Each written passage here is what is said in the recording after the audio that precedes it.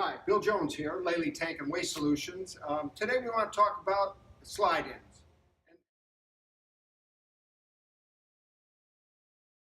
and what are the considerations that you take into account when you're making a decision about what type of slide-in to buy.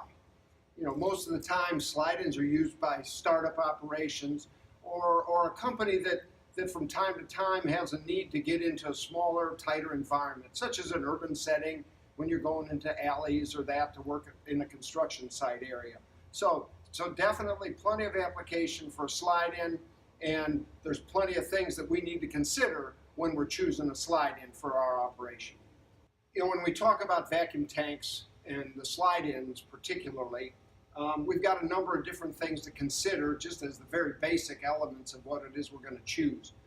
The first thing is just what size tank are we going to use, and what vehicle are we going to put this in? Are we going in the back of a pickup truck? Are we going on a flatbed? Or are we going to go on a trailer? You know, so all of those come into play when you're trying to decide what size and what weight that you can have for your particular vehicle or trailer.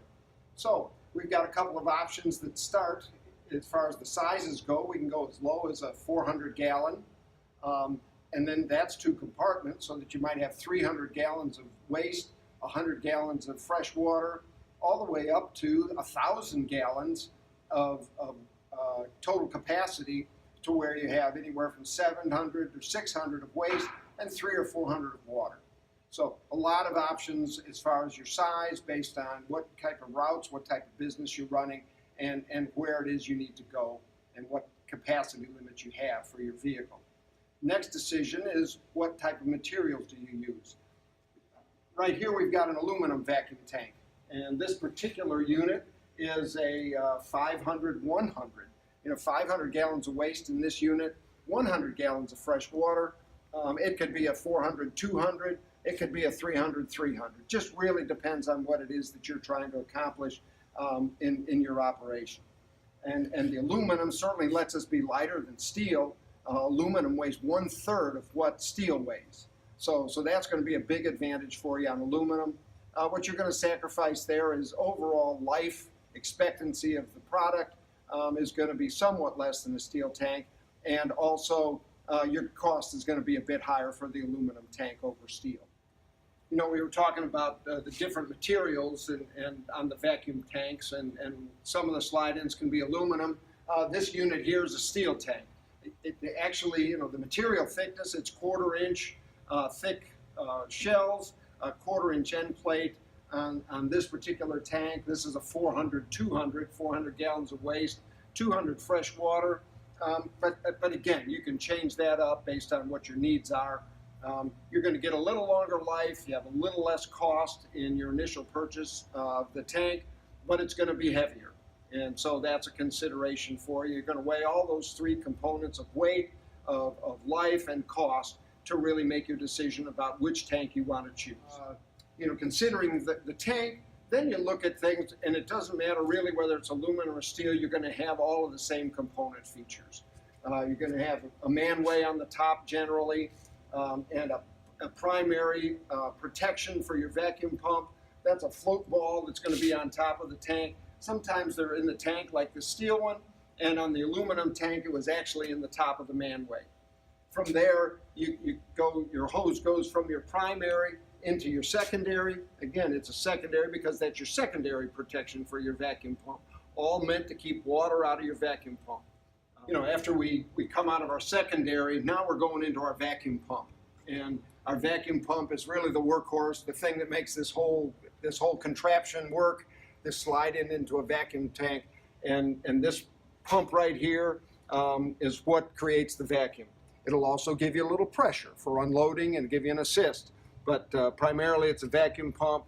It's started by and run by this electric start gasoline engine. It's got a battery on there to assist with the electric start.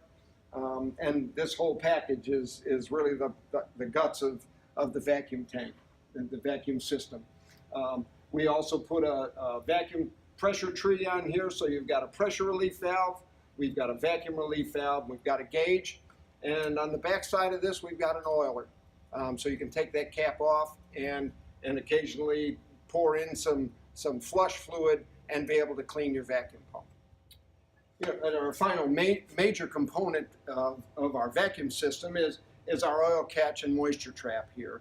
And that's on the back side of the vacuum pump, so that any oil, excess oil that goes into your vacuum pump, to keep it lubricated, as it gets into the air that's exhausted out of there, it's caught in that container right here. And then you've also got a drain on the bottom of it, so you can see if you're accumulating a little excess oil, and you might be running too much oil into your vacuum pump.